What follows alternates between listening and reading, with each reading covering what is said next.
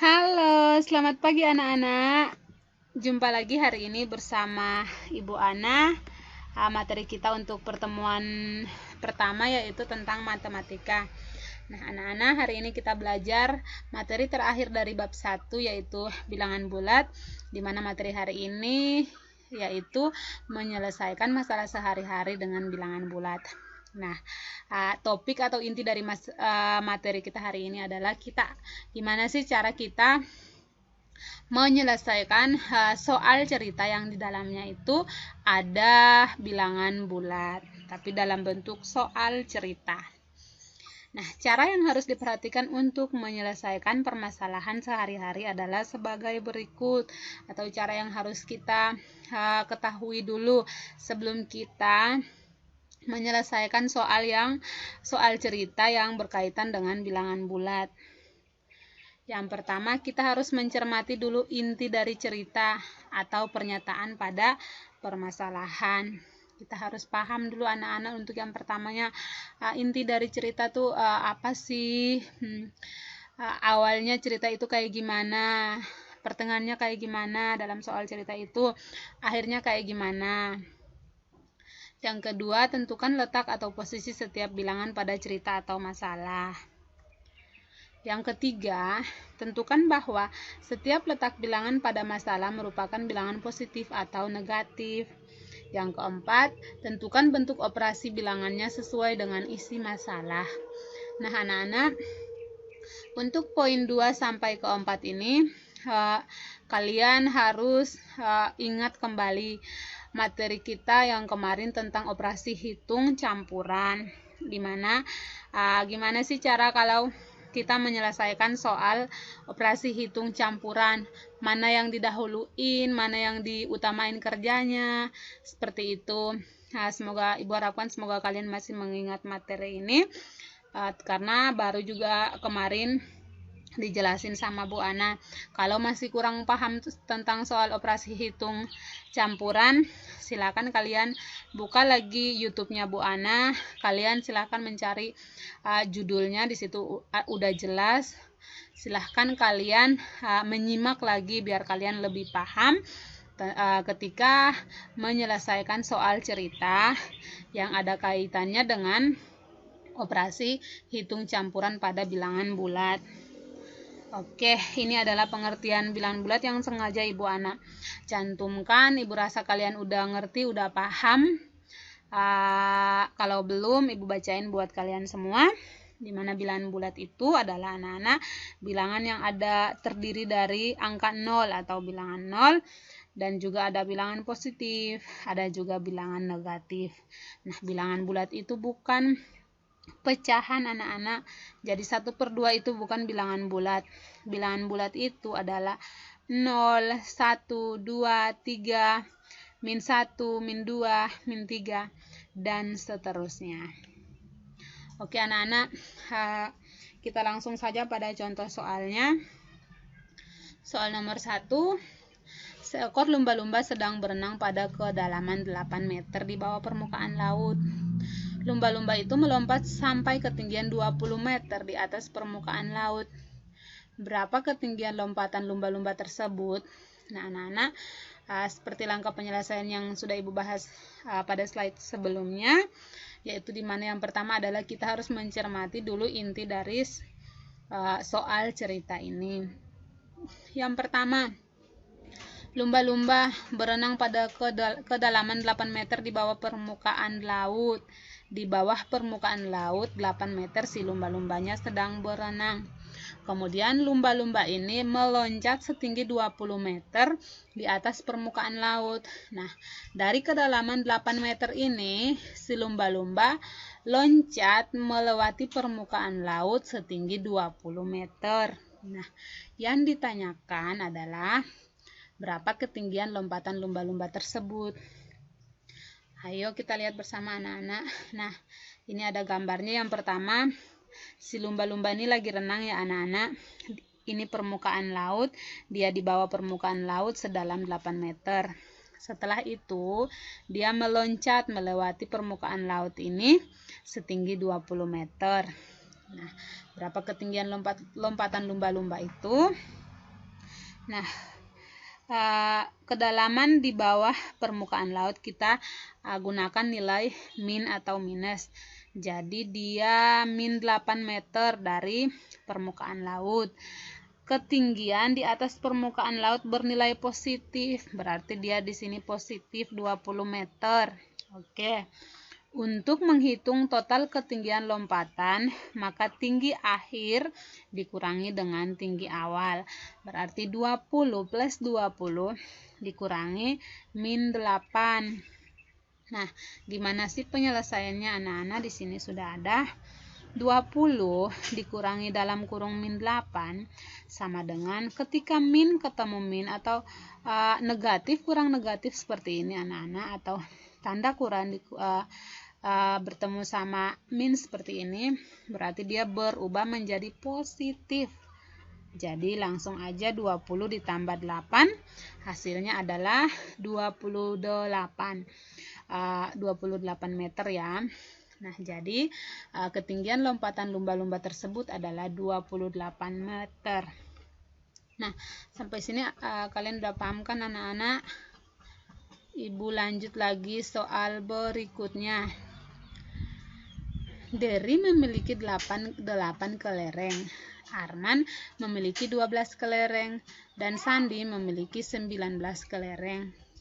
Mereka ingin membagi rata jumlah kelereng mereka sehingga masing-masing memiliki jumlah kelereng yang sama. Berapa jumlah kelereng yang harus Sandi berikan kepada Dery dan Arman? Nah, ayo kita lihat kembali inti atau pokok dari soal cerita ini. Yang pertama, Dery punya kelereng sebanyak 8. Arman juga punya kelereng sebanyak 12. Sedangkan Sandi punya kelereng juga sebanyak 19. Nah, ceritanya mereka akan membagi rata dari jumlah kelereng yang mereka miliki ini agar ketiganya ini memiliki jumlah kelereng yang sama. Nah, berapa jumlah kelereng yang harus Sandi berikan kepada Dery? Pertama kepada Dery ini berapa kelereng sih yang Sandi berikan? Setelah itu kepada Arman, berapa kelereng yang harus Sandi berikan biar semuanya sama rata? Nah, ayo kita lihat bersama anak-anak. Jumlah kelereng dari mereka bertiga ini adalah yang pertama Dery kelerengnya Dery 8, setelah itu Arman 12, Sandi adalah 19. Ketika dijumlahkan 8 ditambah 12 ditambah 19, hasilnya adalah 39.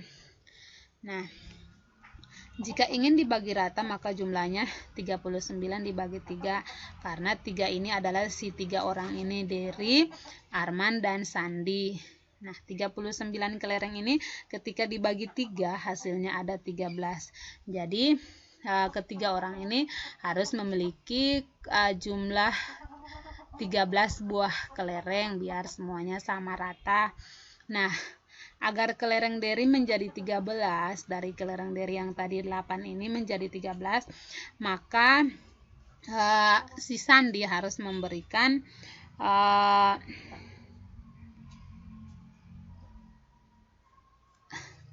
agar kelereng Dery menjadi 13, maka harus mendapat 13 kurang 8 sama dengan 5 buah. Benar ya, berarti dia harus menerima 5 buah kelereng dari si Sandi agar jumlah kelerengnya mencapai 13 buah. Nah, agar kelereng Arman menjadi 13, maka Arman harus mendapat, di sini punya si Arman 12, berarti dia harus mendapat satu lagi kelereng dari si Sandi agar kelerengnya juga berjumlah 13. Nah, berarti si Dery harus dikasih 5 kelereng lagi sama Sandi. Kalau si Arman hanya menerima 1 kelereng dari si Sandi. Berarti jawabannya adalah jumlah kelereng yang harus Sandi berikan kepada Dery adalah 5 dan kepada Arman adalah 1. Jawaban yang benarnya adalah B. Oke anak-anak, kita lanjut ke soal berikutnya. Ini ada di dalam buku siswanya kalian, kalau nggak salah halaman 67 ya anak-anak. Nah, perhatikan gambar di bawah ini. sebuah pesawat tempur berada pada ketinggian 650 kaki di atas permukaan tanah. Pada saat cuaca mendung, pilot segera menurunkan pesawat tempur pada ketinggian 2 kaki setiap menitnya. Selama 3 menit cuaca membaik. Kemudian, pesawat kembali dinaikkan pada ketinggian 8 kaki. Hitunglah ketinggian pesawat saat ini. Nah, anak-anak, kita cermati lagi maksud dari soal ini. Yang pertama, si pesawat tempur ini berada pada ketinggian 650 kaki di atas permukaan tanah. Setelah itu, karena cuacanya mendung, pilot menurunkan pesawat pada ketinggian 2 kaki setiap menitnya. Jadi selama 3 menit ini pesawat turun sebanyak 2 kaki. Nah, kemudian pesawat kembali dinaikkan pada ketinggian 8 kaki. Hitunglah ketinggian pesawat saat ini. Oke, anak-anak, kita lihat langkah penyelesaiannya. Di mana yang pertama, pesawat ini berada pada ketinggian 650 kaki.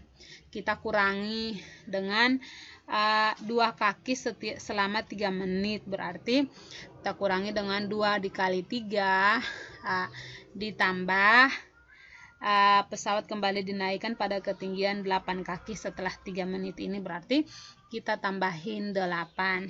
Nah, anak-anak, 650-nya kita tulis kembali lagi karena kita harus menyelesaikan dulu yang ada di dalam kurungnya, dimana 2 kali 3 hasilnya 6. Jadi 650 kita kurang 6 baru kita tambahin 8. Hasil dari 650 kurang 6 adalah 644, ditambahin 8 hasilnya adalah 652.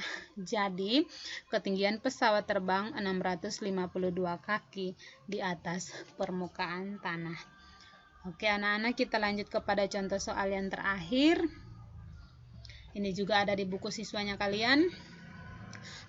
Seekor tupai hinggap pada sebatang pohon dengan ketinggian 20 meter. Jadi, tupai tergelincir sejauh 2 meter setiap menitnya. Pohon dalam keadaan licin dan basah. Berapa meter ketinggian tupai setelah 5 menit?